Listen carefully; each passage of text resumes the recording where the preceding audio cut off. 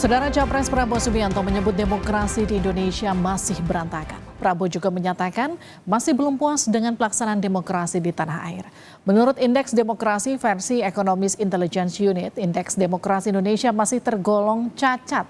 Indeks Demokrasi Indonesia pada 2019 poinnya 6,48. Setahun kemudian turun jadi 6,3. Sementara di 2021 dan 2022, Indeks Demokrasi Indonesia stagnan di angka 6,71. Prabowo juga menyebut demokrasi di Indonesia membutuhkan biaya yang sangat mahal. Jika melihat anggaran pemilu, terjadi peningkatan yang cukup besar. Di 2019, anggaran pemilunya 45,3 triliun. Sementara pada 2024 sebesar 71,3 triliun rupiah. Yang jadi pertanyaan, bagaimana memperbaiki demokrasi di Indonesia? Apakah sistemnya harus diubah? Kita akan bahas setelah informasi berikut. Capres Pemilu 2024 Prabowo Subianto menilai demokrasi Indonesia masih berantakan dan membutuhkan biaya mahal. Ia mengaku belum puas dengan pelaksanaan demokrasi di tanah air sehingga perlu ada perbaikan demokrasi untuk kedepannya. That democracy is really very, very tiring. Democracy is very, very messy. Democracy is very, very costly. And we are still not satisfied with our democracy. There is a lot of room for improvement. Wakil Ketua Dewan Perwakilan Daerah DPD Sultan Bahtiar Najamuddin menilai keluhan Prabowo ini sebagai isyarat agar Indonesia kembali ke sistem pemilu terdahulu, di mana presiden dipilih oleh MPR. Sistem ini kerap dipraktikkan di masa kepemimpinan Orde Baru. Keluhan Prabowo merupakan isyarat penting bagi bangsa Indonesia untuk tidak perlu ragu, apalagi malu untuk kembali ke sistem pemilu terdahulu, di mana presiden dan wakil presiden dipilih Majelis Permusyawaratan Rakyat. Tulis Wakil Ketua DPD Sultan Bahtiar Najamuddin di akun X Senator Indonesia. Sementara Sekjen PDI Perjuangan Hasto Kristianto mengusulkan agar menerapkan sistem proporsional tertutup, di mana pemilih hanya memilih parpol saja tanpa nama caleg. Hal ini akan membuat pemilu lebih sederhana dan menjadi lebih hebat biaya. Ya, nanti kita buat murah misalnya dengan sistem proporsional tertutup. Itu murah, itu mengedepankan merit system, kita simplifikasi. Mengapa menjadi mahal? Karena itu kejadian pada tahun 2009 ketika liberalisasi politik itu dilakukan tanpa nomor urut. Padahal itu sebagai suatu upaya mengkooptasi juga beberapa elemen dari Mahkamah Konstitusi diterapkan yang sama. Direktur Eksekutif Amnesty International Indonesia Usman Hamid menanggapi pernyataan Prabowo yang menyebut sistem demokrasi Indonesia melelahkan dan memakan banyak biaya. Menurutnya, demokrasi jadi mahal karena menghargai nyawa manusia, menjamin hak berekspresi dan berpendapat setiap warga negara. Kalau tidak mahal, maka kebebasan dan nyawa manusia tidak dihargai dan tidak dilindungi. Seperti yang terjadi pada pemerintahan tirani. Demokrasi menghargai hak warga untuk berekspresi, termasuk menyatakan pendapatnya. Berserikat bagi buruh untuk mendapatkan upah yang lebih baik bagi keluarganya, bagi petani juga begitu. Beroposisi bagi partai politik misalnya. Sementara pengamat hukum tata negara Ferry Amsari menilai sistem proporsional tertutup yang diusulkan PDIP belum tentu cocok membangun relasi antara pemilih dan parpol. Apakah sistem proporsional tertutup itu cocok dalam rangka membangun relasi antara pemilih, partai, dan program kerja bernegara. Pemilu makin mahal bisa terlihat dari terus naiknya anggaran pemilu yang digelontorkan pemerintah. Jika melihat anggaran pemilu terjadi peningkatan yang cukup besar. Pada 2019, anggaran pemilu mencapai 45,3 triliun rupiah. Sementara pada 2024 sebesar 71,3 triliun rupiah. Dalam Pilpres kali ini, dana kampanye yang dikeluarkan oleh masing-masing capres dan cawapres juga sangat besar. Pasangan Anies Muhaimin menerima dana kampanye sebesar 49,341 miliar rupiah, sementara pengeluarannya mencapai 49,340 miliar rupiah. Sementara pasangan Prabowo Gibran menerima dana kampanye hingga 208,2 miliar rupiah dan pengeluarannya mencapai 207,57 miliar rupiah.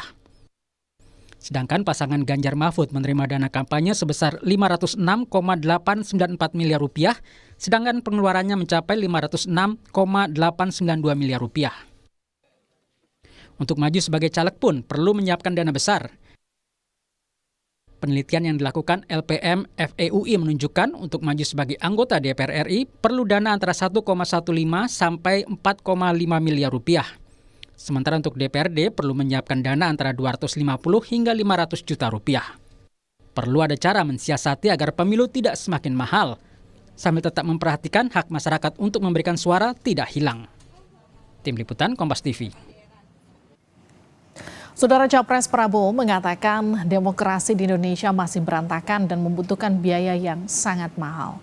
Kemudian banyak usulan untuk mengubah sistem pemilu. Misalnya PDIP mengusulkan kembali ke sistem proporsional tertutup.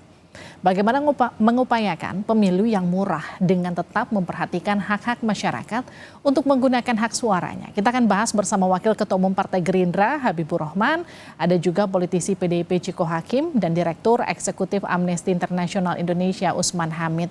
Selamat malam Bang Habib, selamat malam Mas Ciko, dan kita juga masih menunggu Bang Usman untuk ikut bergabung bersama kami. Selamat malam. Selamat malam. Jadi saya ke Bang Habib dulu ya, Bang Habib. Jadi maksudnya demokrasi mahal, demokrasi melelahkan dan terkesan paling berantakan. Kurang lebih begitu kalimatnya Pak Prabowo. Jadi apa kemudian yang memantik Pak Prabowo menyatakan hal itu? Masih di mute tuh, Bib. Masih di mute itu Bang Habib, tolong di-unmute. Iya, jangan dikutip sepotong-sepotong apa yang disampaikan Pak Prabowo ya, tapi ada lanjutannya bahwa meskipun demikian kita jangan berkecil hati ya dengan demokrasi kita. Artinya bukan secara umum berantakan, tapi memang mahal ya dan memang melelahkan. Tapi dalam konteks substansi saya pikir demokrasi kita dari tahun ke tahun, terutama dalam konteks pemilu mengalami perbaikan. Ya. Jadi kenapa mahal? Ya kita tahu sendiri ya. Pemilu kita ini kan ada sebetulnya kan bukan satu pemilu saja dalam setiap pelaksanaan 5 tahun sekali itu, tetapi dalam pelaksanaannya ada pemilu legislatif DPR, pemilu legislatif DPD, pemilu presiden yang semuanya berjalan masing-masing walaupun waktunya bersamaan, tetapi pelaksanaan agenda, kemudian pelaksanaan berbagai macam formalitasnya masing-masing, termasuk penghitungan suaranya. Ya, sehingga akhirnya memang cost-nya menjadi triple, bukan double lagi, tiga lapis kan.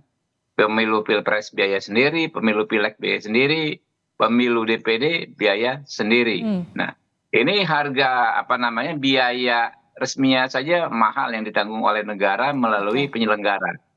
Lebih lagi biaya yang ditanggung peserta pemilu. Nah, peserta pemilu ini kan ada presiden, ada partai, ada calon anggota legislatif berbagai tingkatan itu, RI, provinsi, kemudian kabupaten, kota, Baik. Nah, ini biayanya juga masing-masing, sehingga memang kalau pasti dahsyat sekali gitu. Nah, ini yang bilang Pak Prabowo sangat mahal dan sangat melelahkan ya. Oke, saya karena memang kita ini kan baik, saya tangkap maksudnya Bang Habib.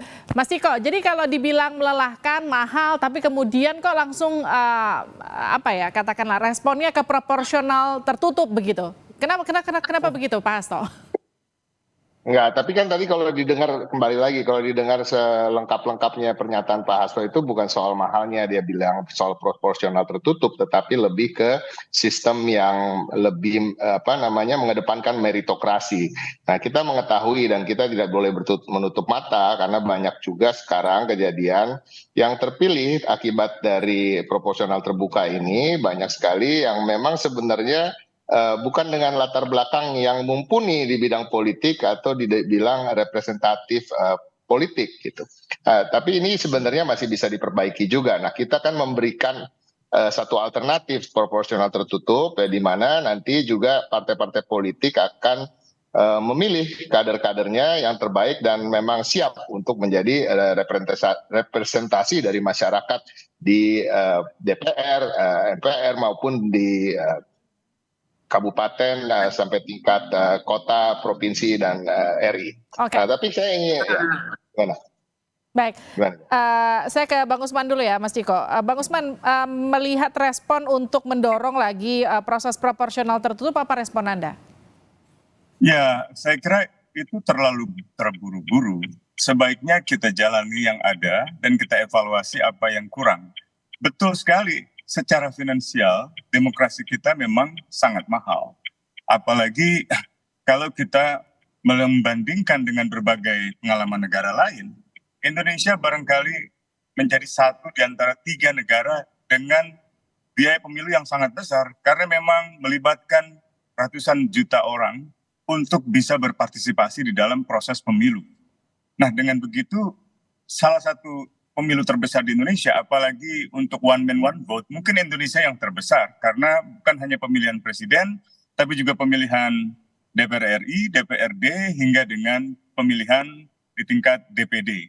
Nah, masalahnya adalah pernyataan Pak Prabowo itu tentu bagus seperti dijelaskan oleh Bung Habib, tetapi publik mungkin masih mengingat pernyataan Pak Prabowo di dalam konteks pemilu 2019 ketika itu dan juga 2014, di mana Pak Prabowo seperti ingin mengatakan bahwa demokrasi langsung yang sekarang ini sebaiknya diganti menjadi dengan demokrasi perwakilan seperti Westminster.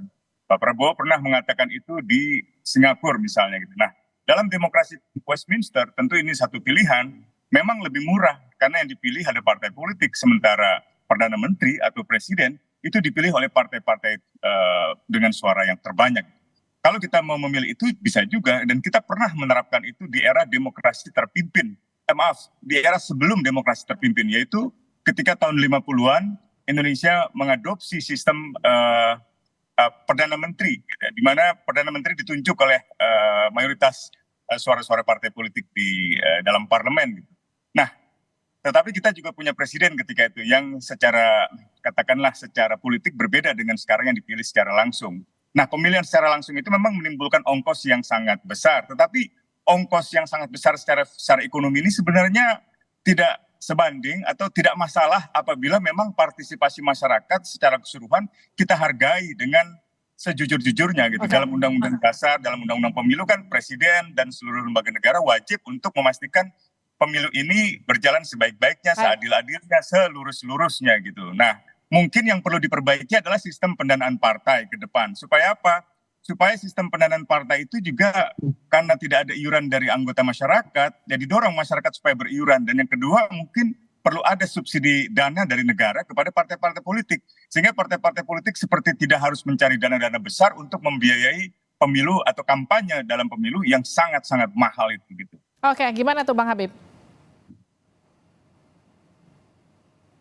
Ya masuk akal, karena kan yang termahal memang biaya sosialisasi dan kampanye, ya. Kalau misalnya sosialisasi dilakukan, diatur oleh negara, difasilitasi oleh negara, ya. Saya pikir itu akan jauh lebih ringan. Contoh misalnya ya ini konkret saja kayak billboard itu kan kita mesti bayar semua partai politik. Apabila sebetulnya dengan satu kebijakan saja itu kan punya pemerintah billboard, ya. Pemerintah mensosialisasikan peserta pemilu, semua peserta pemilu melalui alat peraga yang ada. Saya pikir itu cost-nya lebih ringan. Tapi ini kan hal-hal teknis.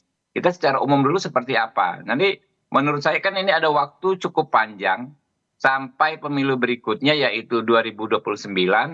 Kita menyusun undang-undang politik yang baru.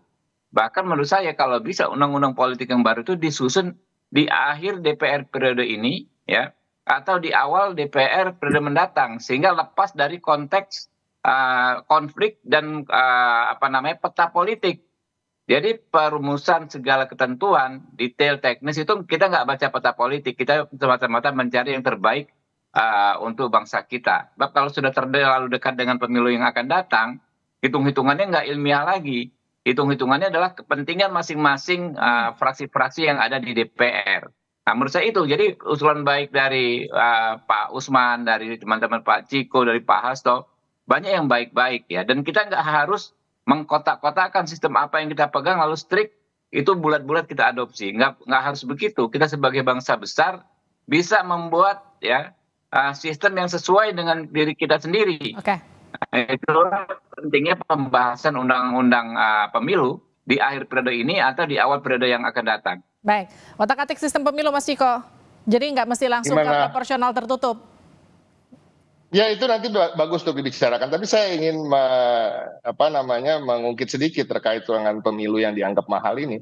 Menurut saya kalau kita bicara mahal dari pengeluaran negara, kita harus membandingkannya dengan pengeluaran negara yang lain atau kebocoran uang negara misalnya. Kalau kita bicara soal korupsi misalnya, dalam 5 tahun terakhir korupsi itu di atas 230 triliun. Ya, per tahunnya ada yang 40 triliun, ada yang 60 triliun, ada korupsi, dan itu hanya kasus-kasus yang masuk dalam pengadilan. Nah, kita tahu sendiri banyak sekali kasus yang tidak masuk ke dalam pengadilan. Jadi negara ini saya lihat kalau kita perbandingkan gitu, nilai pemilu yang 70 sekian triliun untuk mencari pemimpin yang bersih, mencari anggota dewan yang bersih yang tidak akan melakukan korupsi misalnya. Itu artinya kan menghemat 200 sekian triliun artinya. Nah, ini yang kita harus perhatikan dan harus kita pikirkan bagaimana caranya pemilu itu yang hanya 70-an triliun. Saya hanya bisa katakan itu hanya tanda kutip. Kalau memang korupsi-korupsi selama ini dilakukan bisa ratusan triliun dalam waktu 5 tahun. Nah, pemilu kan cuma 5 tahun sekali. Bagaimana caranya pemilu ini bisa mencari pemimpin-pemimpin yang betul-betul bersih. Nah, itu angka sekian tidak akan menjadi mahal. Nah, ini yang harus betul-betul dipikirkan ke depannya. Oke, nanti kita akan diskusikan lebih panjang lagi. Mohon maaf karena waktu kita terbatas, jadi kita harus akhiri diskusinya di Sapa Indonesia Malam. Terima kasih, sehat-sehat selalu.